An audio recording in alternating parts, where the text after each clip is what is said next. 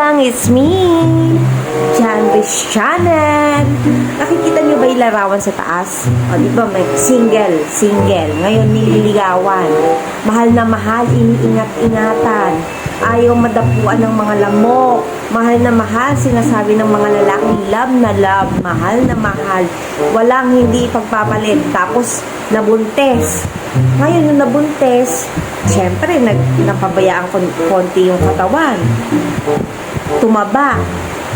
Tapos ngayon, may anak na, ayan, naging losyang, iniwanan. Dapat hindi ganoon. Kung ano mo minahal siya, kahit na yung bago pa kayo, mahal na mahal mo siya, dapat ganon, hindi nagbabago ang pagmamahal mo sa iyong asawa.